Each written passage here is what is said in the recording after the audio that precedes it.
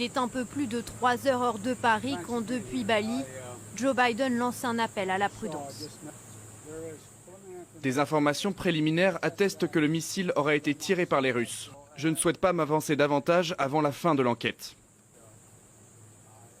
Il est peu probable, conformément à la trajectoire, que le missile ait été tiré depuis la Russie, mais nous verrons. Des mots pesés, mesurés face au risque d'escalade. À l'origine de cette nouvelle crise, ces images venues de Pologne. Pour la première fois depuis le début de la guerre, un missile a chuté côté polonais, pays membre de l'OTAN, à quelques kilomètres à peine de la frontière ukrainienne. Et très vite, de multiples questions. D'où vient ce missile? A-t-il été tiré par la Russie? Côté ukrainien, cela ne fait aucun doute. Des missiles russes ont frappé la Pologne.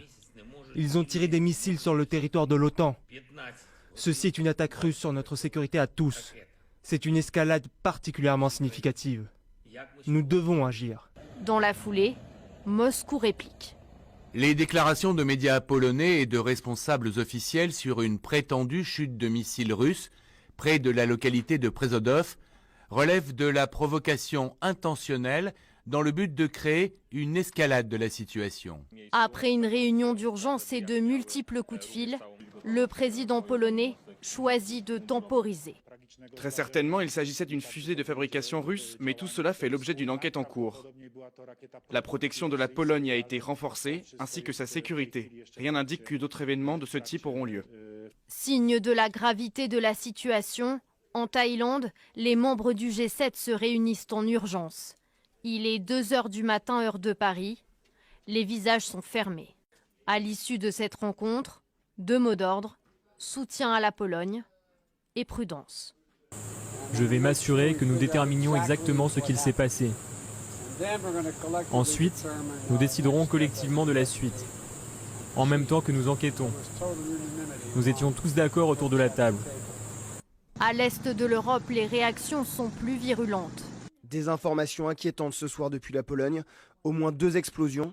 Nous restons en contact étroit avec nos amis polonais. Chaque pouce des territoires de l'OTAN doit être défendu. La Lettonie et l'Estonie ont elles aussi promis de se tenir aux côtés de la Pologne. Regardez cette image qui nous arrive de Pologne. Andrzej Duda, le président polonais, qui s'installe pour une conférence de presse. Premier point du président polonais après ses frappes, bien évidemment. Et juste avant, il y a eu une réunion au sommet, une réunion de crise en Pologne avec, bien évidemment, l'ensemble des pays de l'OTAN. On va écouter dans quelques instants le président polonais. Le président polonais, justement, parlons-en. Il a fait preuve, lui aussi, Magali, de prudence, de sang-froid. Oui, parce que, encore une fois, c'est un événement que beaucoup redoutaient, qu'il y ait des incidents de frontières. Et donc là, il a vraiment, en effet, fait preuve de calme, de sang-froid, en attendant d'avoir les conclusions définitives de l'enquête. Et il est certain que, alors que cette conférence de presse va commencer, il a certainement des éléments supplémentaires à donner. On l'écoute.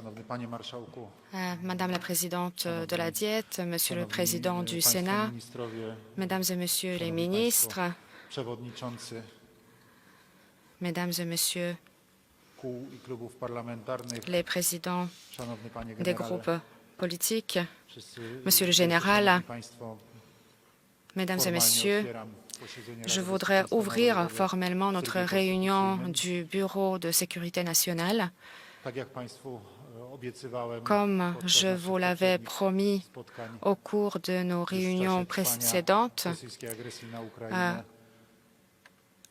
au cours de l'agression russe sur l'Ukraine, je vous ai promis à l'époque que j'allais vous convoquer à ces réunions du Bureau de sécurité nationale lorsque les événements sont suffisamment sérieux pour exiger des informations détaillées sur ce qui se passe en Pologne et dans notre voisinage et ce qui influence notre sécurité nationale. Comme vous le savez très bien, c'est justement le cas ces jours-ci.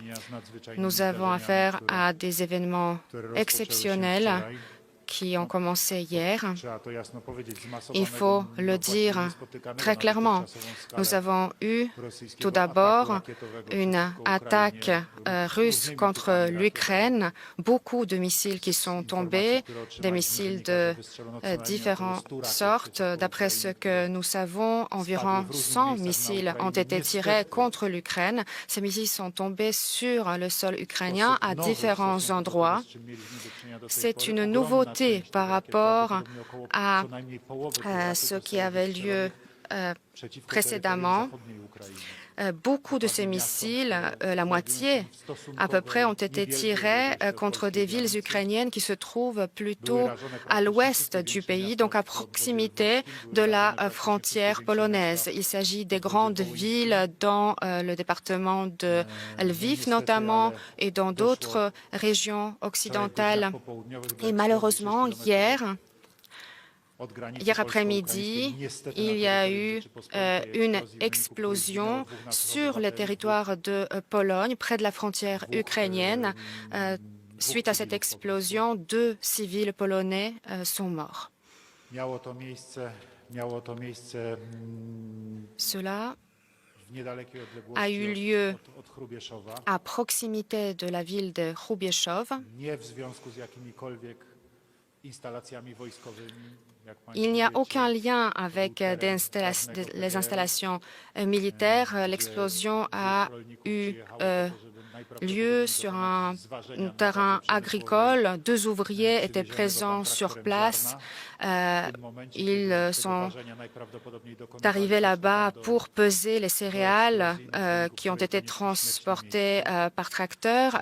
Au moment où ils se sont rendus sur place, une explosion a eu lieu et suite à cette explosion, ils sont morts. Une enquête est en cours sur place, une enquête qui est menée à la fois par le parquet polonais et par les services militaires, par les enquêteurs militaires. Hier, nous avons parlé avec nos alliés. Je me suis entretenue notamment avec le président américain.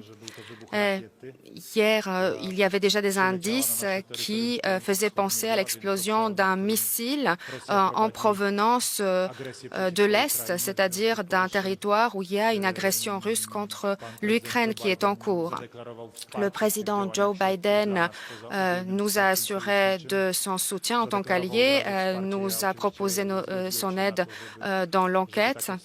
Bien évidemment, j'ai tout de suite accepté l'aide de la part des experts américains. Les Américains ont beaucoup d'experts qui ont une grande expérience dans l'analyse des explosifs de tout genre, y compris des missiles. Et donc, je peux vous dire qu'il y a actuellement un soutien américain, des experts américains qui sont présents sur place. Nous allons vous donner plus de détails par la suite. Alors, quelles sont les conclusions jusqu'à présent? Tout d'abord, il n'y a aucun indice permettant de qualifier cet incident comme une attaque contre la Pologne. Il est probable qu'il s'agisse tout simplement d'un incident. La Russie a attaqué l'Ukraine hier. Il y a eu beaucoup de missiles qui ont été tirés également du côté ukrainien par la défense anti-aérienne pour neutraliser les missiles russes. À peu près la moitié des missiles russes ont été interceptés. L'autre moitié a touché le territoire ukrainien et il est fort probable que l'un des missiles tirés par la défense antiaérienne ukrainienne est tombé sur le territoire polonais. Donc, il s'agit d'une chute. Donc, on ne parle pas tellement d'explosion du missile, de sa charge explosive. Probablement, l'explosion qui a eu lieu, c'était l'explosion du carburant, du reste du carburant qui restait dans ce missile. Donc, il y a eu une explosion, certes, mais ce n'était pas une explosion très forte, pas une explosion comme celle qui est due à un missile qui attaque. Donc, nous n'avons aucun indice nous permettant de croire à une intentionnalité. On ne peut pas qualifier cela d'une attaque contre la Pologne. Il s'agit très probablement d'un incident malheureux. L'enquête est aujourd'hui en cours sur place, mais nous avons les premières informations dont nous allons vous parler par la suite avec le Premier ministre. Donc nous avons nos informations propres, nous avons aussi obtenu les informations de la part de nos alliés et toutes ces informations convergent pour dire qu'il s'agirait d'un missile de production russe, fabriqué encore du temps de l'URSS, et il n'y a pas de preuves permettant d'indiquer que ce missile a été tiré par les Russes. Donc il est très probable que c'est plutôt la défense antiaérienne ukrainienne qui a tiré ce missile, et malheureusement ce missile est tombé sur le territoire polonais. C'est la situation à l'heure actuelle. Les enquêteurs travaillent encore sur place. Hier soir et au cours de la nuit, nous avons pris la décision de renforcer les patrouilles qui protègent notre frontière, qui protègent notre espace aérien. Nos avions patrouillent actuellement le ciel. J'ai demandé aussi au président Biden de renforcer les patrouilles alliées.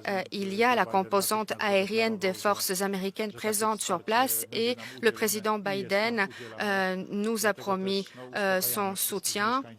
Nous voulons que les habitants de la partie orientale de la Pologne soient tranquilles. Ils vont certes observer une activité plus importante dans l'espace aérien polonais, mais il s'agit de nos avions et des avions de nos alliés qui sont en état d'alerte, qui patrouillent, qui surveillent notre ciel. Les forces de l'OTAN présentes sur place et nos propres unités militaires sont en état d'alerte. C'est pour cela qu'on peut s'attendre à plus de mouvements, plus d'activités de la part des forces armées, de la part de la police, de la part de gardes frontières dans cette partie frontalière de la Pologne. Nous avons pris cette décision avant même de savoir quelle était la cause de cet incident. Nous savions qu'il fallait relever ce niveau d'alerte pour assurer la sécurité des habitants et la sécurité de l'ensemble du territoire de la République de Pologne. Donc, ces actions sont en cours et l'enquête est en cours également. Voilà pour ce qui est de l'introduction de ma part et des premières explications. Et je voudrais maintenant passer la parole au Premier ministre polonais. Monsieur le Président, Madame la Présidente de la Diète, Monsieur le Président du Sénat, Mesdames et Messieurs les ministres, Mesdames et Messieurs les présidents de groupe, Mesdames et Messieurs. Tout d'abord, je voudrais dire que le Président et le Conseil de ministres ont pris des actions nécessaires dès le départ, dès que nous avons su que cet incident a eu lieu. Nous avons sécurisé le terrain sur place, nous avons relevé le niveau d'alerte des unités militaires, nous avons augmenté la présence des fonctionnaires. Tous les services en uniforme, tous les services spéciaux sont présents et sont en niveau d'alerte pour augmenter la sécurité de la Pologne suite à cet incident. Nous sommes aussi en contact très régulier avec nos alliés de l'OTAN, avec nos alliés de l'Union européenne, avec Monsieur le Président, mais aussi le ministre de la Défense et le ministre de l'Intérieur. Nous nous sommes entretenus au cours de la nuit avec nos homologues des différentes parties du monde. Tous nous assurent de leur soutien. Tous nous ont promis donc un soutien allié à la Pologne et tous soulignent également leur solidarité et l'unité de tous les alliés. C'est un sujet qui a été abordé au cours de nombreuses consultations. Mais il y a aussi une enquête très rigoureuse qui est menée aujourd'hui sur place. Il s'agit d'une enquête qui est aux mains de nos propres services, mais nous avons aussi l'aide de nos alliés, notamment, je parle ici des alliés américains. Nous avons recueilli les premiers éléments de preuve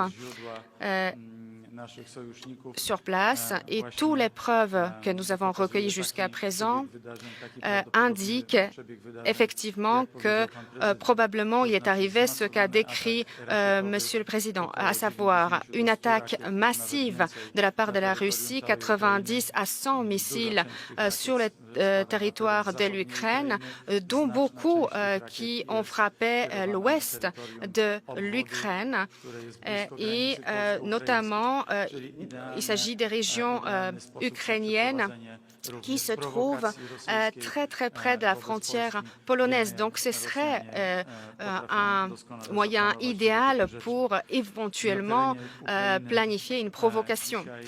Sur le territoire de l'Ukraine, nous avons eu hier une journée vraiment très très dure, une attaque massive par des missiles ukrainiens. Donc il y a eu aussi une contre-offensive ukrainienne. La défense antiaérienne a été très active. Parfois 2 ou 3 missiles ont été tirés contre un missile russe, d'où la forte probabilité des différents incidents dans ce contexte. La défense antiaérienne ukrainienne a pris des actions pour pouvoir intercepter les missiles ukrainiens. Les missiles russes, pardon, et nous savons que la moitié des missiles russes ont ainsi été interceptés, mais l'autre moitié des missiles russes ont atteint leur cible. Le matériel de preuve qui a été recueilli par nos services et par nos alliés semble indiquer que l'explosion qui a eu lieu à Przewodów en Pologne, c'est une explosion qui a eu lieu suite à un tir contre un missile russe. Donc, il s'agit d'un missile de fabrication russe datant de l'époque de l'URSS qui a probablement été tiré par les forces ukrainiennes. C'est donc ce missile qui a atterri sur le territoire polonais. Pour finir, je voudrais dire qu'on ne peut exclure aucun scénario parce que nous savons très bien que les Russes utilisent des outils de propagande, mais il y a aussi parfois des événements qui sont organisés par les Russes. Donc il faut toujours être préparé à tout scénario. Nous savons que nous avons ce contexte de guerre cruelle menée par la Russie contre l'Ukraine. La Russie était obligée de se retirer rapidement de Kherson. Et donc peut-être que la Russie aurait pu avoir l'idée de construire une attaque qui est construite en sorte qu'il puisse y avoir des incidents provoquant une hostilité entre la Pologne et l'Ukraine. Donc, c'est un scénario que nous avons toujours quand même en tête. Mais pour finir, je voudrais dire que rien ne porte à croire qu'il s'agissait d'une attaque intentionnelle contre la Pologne de la part des forces de la Fédération de Russie. Nous sommes en contact permanent avec nos alliés au sein de l'OTAN. Ce matin, une réunion a eu lieu. Dans ce cadre, nous avons évoqué hier la possibilité d'activer l'article 4, mais cet article n'a pas été activé pour l'instant, puisque nous étudions toujours les conditions qui pourraient mener au déclenchement de cet article. Nous étudions toujours ces prémices. Donc, il n'y a pas eu, pour l'instant, l'activation de l'article 4. Ce qui est fait pour l'instant, les consultations que nous avons eues à Bruxelles, nous semble être, pour l'instant, la réponse adéquate, même si nous gardons cette possibilité d'invoquer l'article 4 si nous jugeons cela nécessaire. Merci. Merci beaucoup, Monsieur le Président. Voilà cette réunion du Bureau de sécurité nationale. On va y revenir longuement. Amiral Wichaud, ça rejoint la thèse que vous défendiez avant cette prise de parole très attendue du président polonais.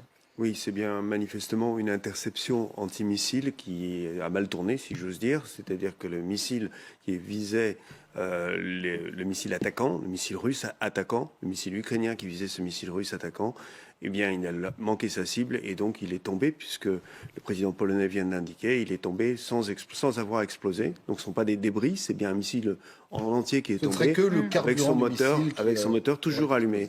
Et effectivement, dans les missiles, il y a deux choses. À l'avant, il y a la charge explosive et au centre, vous avez un réservoir de combustible qui alimente le moteur. Et c'est bien ce combustible qui s'enflamme avec évidemment l'impact et qui provoque l'embrasement du lieu et la mort des deux ouvriers qui y travaillaient. Donc c'est bien un accident, enfin plus exactement, c'est ce qu'on appelle typiquement le dommage collatéral, c'est-à-dire un dommage qu'on ne voulait pas infliger, mais qu'on inflige à des gens qui se trouvaient au mauvais endroit, au mauvais moment. Alors évidemment, les Ukrainiens, quand ils ont tiré sur un missile qui leur arrivait dessus, ils n'ont pas pensé que le missile allait échouer et allait peut-être aller vers la Pologne. Ça fait partie dans l'urgence de la situation. La première chose à faire, c'est que le missile qui arrive, le missile russe, soit détruit.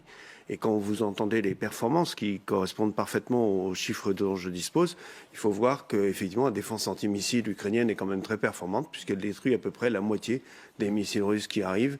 Et elle a détruit également la moitié des drones type iranien qui ont également été lancés. Qui peut être étonnant, il y avait des armes de ces deux types. C'est ça, c'est depuis 9 mois de guerre, c'est ce qu'on disait ensemble tout à l'heure, c'est que ce soit, alors c'est malheureux bien évidemment, mais que ce soit le seul incident pour le moment.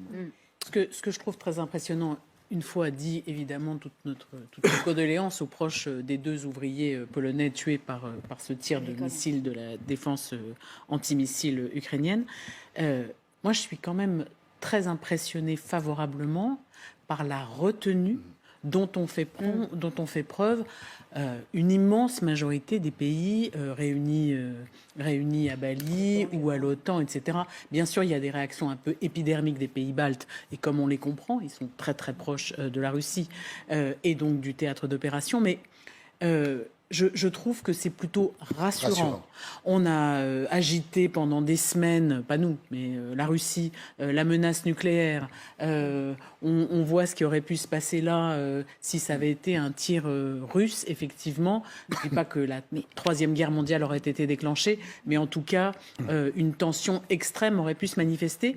Le sang-froid général, la volonté de désescalade, de recul, me semble très prometteur, si j'ose dire, pour la suite. Voilà. C'est vrai qu'il y a une désescalade qui s'inscrit aujourd'hui, qui contraste totalement avec ce qui s'est passé hier soir, et que les Polonais ne vont même pas peut-être déclencher, c'est ce qu'il disait l'article 4, le fameux article 4, c'est ça qu'il faut retenir de l'OTAN. Alors l'article 4, ce sont les consultations. Lorsqu'un pays est attaqué ou menacé, un pays membre de l'OTAN, il y a une réaction un peu obligée de solidarité de la part des autres membres. C'est la grande peur, en fait, des Ukrainiens, mais aussi des Polonais, des Hongrois, des Roumains depuis le début de la guerre, parce que tout cela se joue dans un mouchoir de poche. Les Russes disent on a tapé à 35 km de la frontière. Vous rajoutez 3, on est à 38 km. À la vitesse d'un missile Iskander, calibre, j'en ai vu tomber à Kharkiv, Odessa, c'est impressionnant, ou le KH-101, c'est quelques secondes pour intervenir. Et quand on voyage en Pologne ou à la frontière, on longe très souvent des aéroports, on atterrit sur des aérodromes, c'est bourré de missiles, de défense, de batteries patriotes américains, et d'autres de systèmes de l'OTAN. Quand il y a eu l'affaire des drones, rappelez-vous, les drones, ce sont des soldats ou des policiers ukrainiens ou des civils qui dégommaient quelquefois les drones à la Kalachnikov au fusil. Alors, ça roulait à 200 km/h. On les appelle les tondeuses à gazon parce qu'on les entend. Là, le missile qui arrive à plusieurs centaines de kilomètres, c'est pratiquement impossible. Et donc, j'ai trouvé qu'il y avait un parfait duo là entre Douda, le président, qui est très prudent, et puis Morawiecki, donc le Premier ministre. Douda est très prudent pour différentes raisons, parce que donc, il ne va pas évidemment dire on va déclencher l'article 5. C'est quoi l'article 5 ? C'est l'autre article donc, qui est le revolver. On frappe. Un pays est attaqué, cette fois-ci on déclenche la riposte militaire. Il est prudent aussi, pourquoi ? Parce que l'un de ses prédécesseurs, c'est pas le dernier, mais l'avant-dernier président, s'appelle Lech Kaczynski. On a vu son frère jumeau là, parce qu'il y avait deux frères jumeaux qui étaient assis à la gauche du président.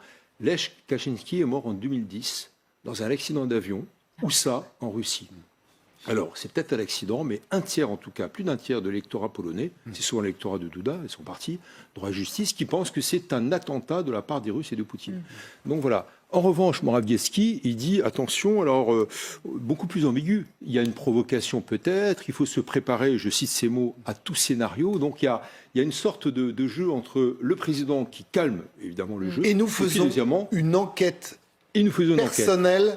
Absolument. Sur place, sur le terrain, en marge des conclusions d'une éventuelle enquête. Voilà. En plus de l'OTAN, nous on enquête, mais encore une fois, c'est un mouchoir de poche, on est à 3 km. Et donc Morawiecki, le Premier ministre, il dit attention, hein, c'est peut-être une provocation, tout est possible, tout est ouvert. Ça veut dire quoi? C'est-à-dire attention, si jamais on prend un missile russe la prochaine fois, qui est tiré intentionnellement et avec des dégâts sur le sol, parce que Duda dit le contraire. Il dit c'est pas intentionnel et c'est un incident, évidemment, comme le disait le vice-amiral, c'est une chute, c'est l'explosion du moteur qui a provoqué les 2 morts. Mais ça veut dire qu'il y a une sorte de menace, en fait. C'est grosso modo, on est prêt à se défendre, on est prêt à sortir le revolver, on va dire, de l'article 5. Et ça, c'est pas inintéressant, parce que qu'est-ce qui se passe pour conclure? C'est que l'OTAN a presque un cas d'école. C'est la première fois qu'un pays de l'OTAN est agressé. Même au temps de la guerre froide, il n'y avait pas ce genre d'incident. Donc là, c'est une bévue ou une bavure, on va dire, mais ça veut dire aussi qu'on se prépare à riposter et l'OTAN apparaît en rang serré. Et ça, c'est vraiment intéressant de voir qu'on se prépare.